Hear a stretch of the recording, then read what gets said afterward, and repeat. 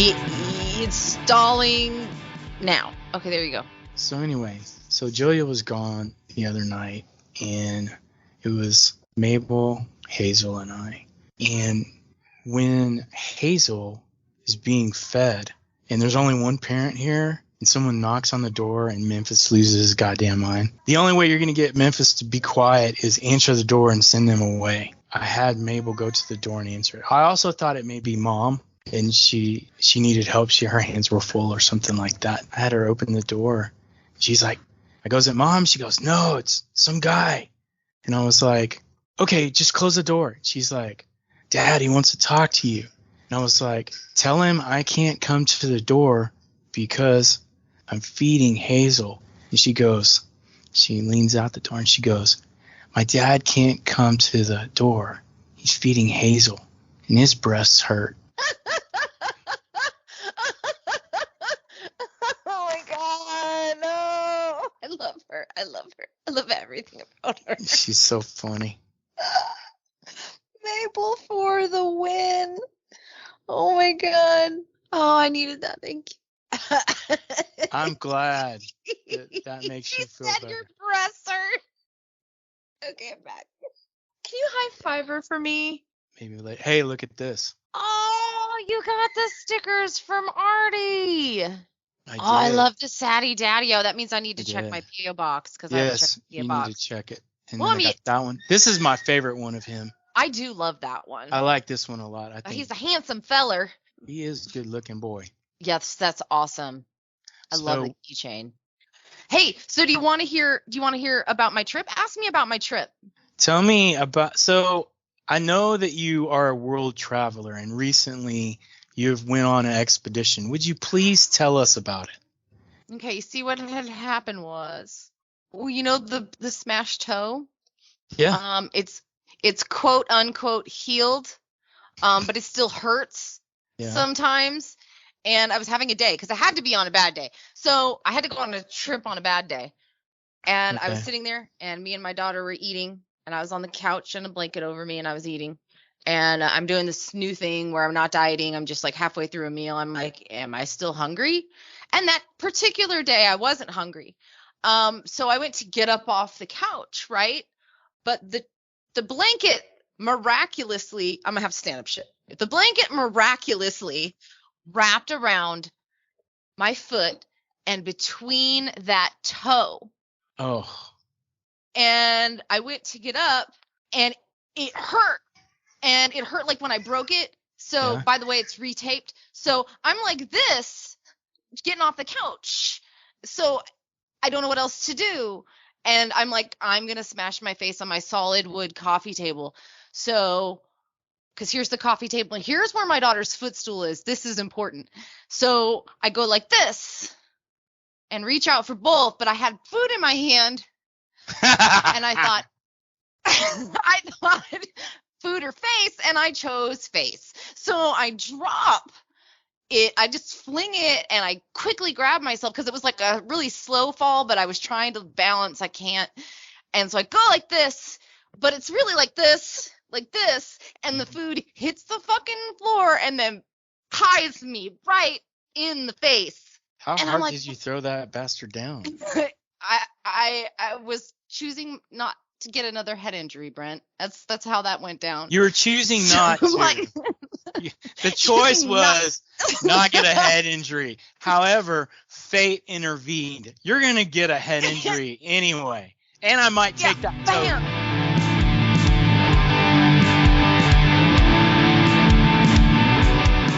Hi. Can you hear us? Hi. Yeah.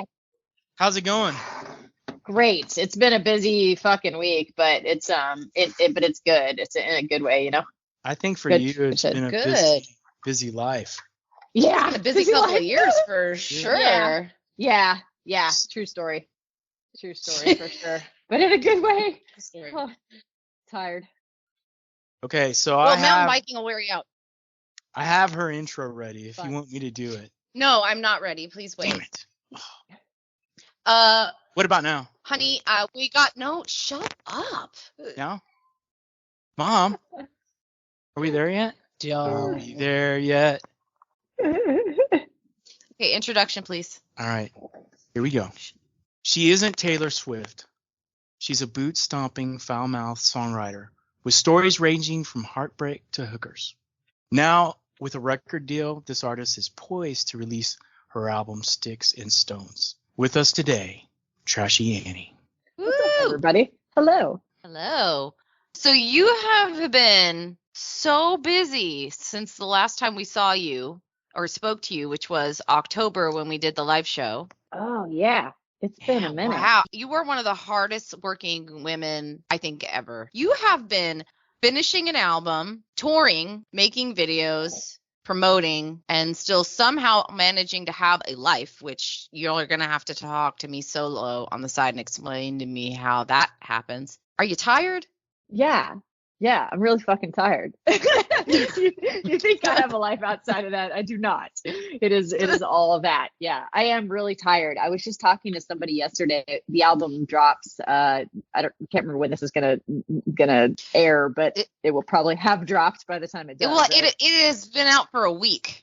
Got it. Okay, so it's been out for a week. So yes, and I was just talking to somebody the other day, and it's kind of like Christmas, right? You get so excited when you're a kid and you wait for the greatest thing and you all this lead up, and then it's Christmas Day, and then the day after your Christmas, you're just passed out with all your cool toys around you, and you're like, well, now what? Now, this is awesome. However, what's next? And I think that is sort of where my head is at right now, because I've got a lot of music written for the next album and probably the one after that.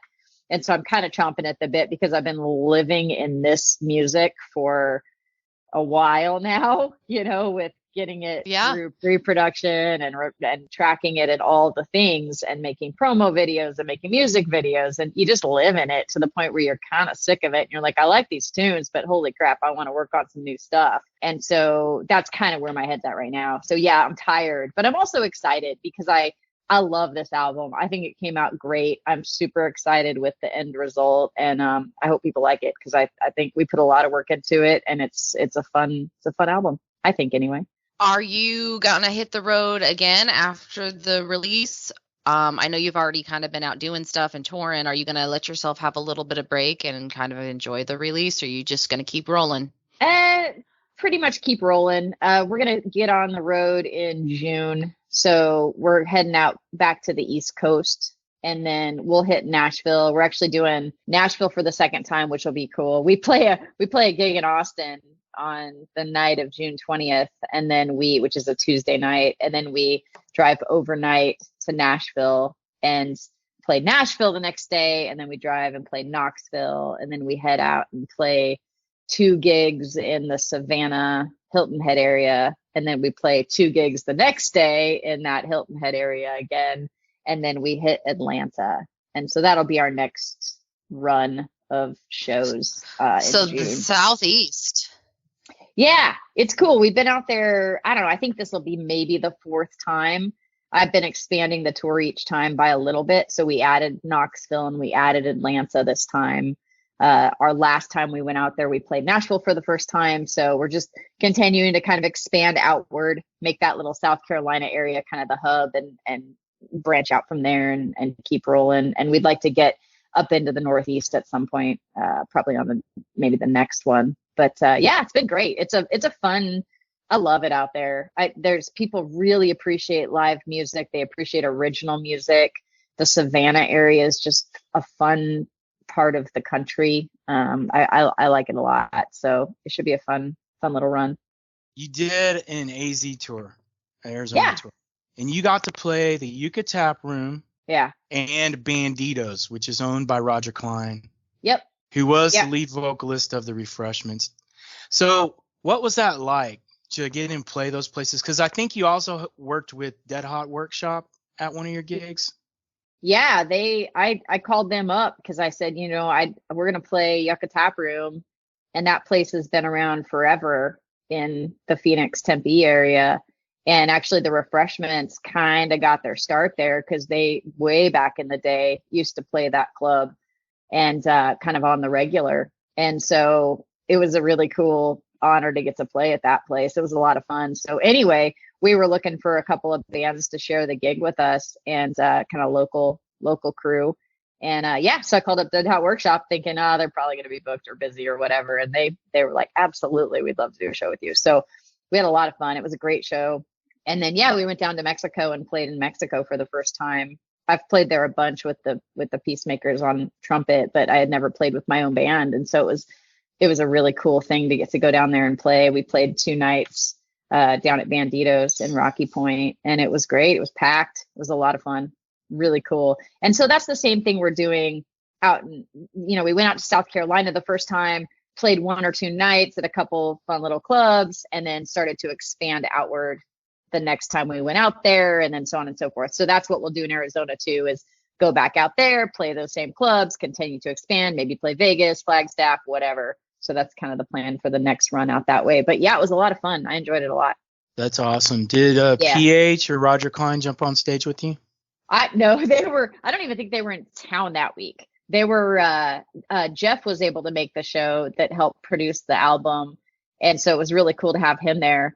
And in fact, at one point we're on stage and our sound guy, who's at a sound booth across the room, I don't know where he was. He was doing something, not in the sound booth. And so I start strumming my guitar to start a song, and nothing comes out. And I'm like, I guess they had it muted at the board. And so I'm trying to start this next tune. I'm looking around for the sound guy. It's like super awkward. I'm like, Mr. Sound Guy, where are you? And I see Jeff running across the venue. He's like, I got you. Jumps behind the sound booth that like figures it all out in like 3 seconds and is like, okay, on with the show. And so I was very happy, to have him there for multiple reasons, but that was cool because he kind of saved the day as well. But we had a lot of fun playing that show, and it was cool to have him there. And I think the Peacemakers were on tour that week anyway, so that's a bummer. Yeah, they'll get there. We'll get to one of the shows. We'll get to do something together at some point. You're gonna probably open for them again, right? I mean, it'd be cool at some point. I'd love to get down there for Circus Mexicas at some point. We're new to that area. It's good for us to be doing exactly what we're doing now, which is going out to some of these cities where we know we have fans, because we do have a decent amount of fans and kind of growing fan base in that Phoenix area. And so continuing to build that fan base, and that way, if we get to do something like play Circus Mexicus or whatever, we can help pull people down for the festival. Because of course, that's what matters, right? We want to put people on a bill together that can help each other pull fans, and so we're starting to do that in the Southwest Phoenix area, and I think that's a good thing for future opportunities. And I would love to. It'd be awesome to open for them someday and get into maybe one of those festivals. So let's talk about the new album. Specifically, how did you come up with the name Sticks and Stones for this? Or not how, but we all heard of Sticks and Stones, but why? Why did you choose that name? Yeah, it took me a little while to figure out what I was going to name the album. But as I told you guys previously, I kind of gave you the backstory on the name, where the Trashy Annie name came from. And it was, a lady being mean to me on social media about the clothes that I wear being too young for me. And so that sort of sparked something in me, because initially, like I told you guys on the last interview, it was kind of heartbreaking to have somebody get on there and say mean stuff without it. They don't know anything, they don't know anything about the backstory. They don't know how much work went into all this, or how much vulnerability you put out on the table when you put your stuff out there. And to just kind of make flip remarks about the clothes you wear, it just seems so ridiculous. And so, of course, that again kind of broke my heart for like 10 minutes, until I was like, screw this lady, whatever, do what you want to do, wear what you want to wear. I don't give a shit what age you are. And so that was how the Trashy Annie name came to be. Well, then, the horrors of social media all along the way have reared their ugly head, because people will just get on and say mean stuff all the time. I get lots of, 90% amazing feedback from people, and our fans are so awesome and supportive, because most of them have been following this story and the evolution of me and of Trashy Annie all along the way, and they're just so great and supportive. But you also get these asshats who will get on there and just say whatever, trolling, and so haters. It's the worst. And who cares? I don't care. My music is not for everybody. Nobody's music is for everybody. That's fine. I don't care. But do you really need to go on and say something mean just for the sake of saying something mean? It doesn't make any sense to me. I would never do that to anybody else. And so it's always been really confusing to me that social media is like this safe place for people to be assholes to each other for no reason. So anyway, I started screenshotting the comments that people would make that were mean, and thought, man, I can do something with this. And so when it came time to name the album, I put all of the screenshots of all these horrible things people have said on the back of the album. So that's the album art. And then the front is called Sticks and Stones, and it's just a big glitter middle finger saying, That's the fuck best. y'all. It's pretty great. And it kind of, for me, the Trashy Annie brand is all about that. It's about being yourself and not listening to people who are mean to you, and just doing, being your best self, and you do you. And so for me, this sort of embodied that by calling this album Sticks and Stones, because I'm going to do this thing and it makes me proud and it makes me happy to be able to put this stuff out into the world. And I worked really, really hard on it. And I think it came out great. And if people don't like it, it's okay. I hope they do, but not everybody likes everybody's stuff. And that's an okay thing. But it's not okay to be mean to people for no reason. It really isn't. So that's where the name came from. Well, it goes back to that saying that I teach my children. Sometimes people are just assholes. That is a great saying. Word. To teach your children. Good for you, Brent. Till they use it in school. Yeah.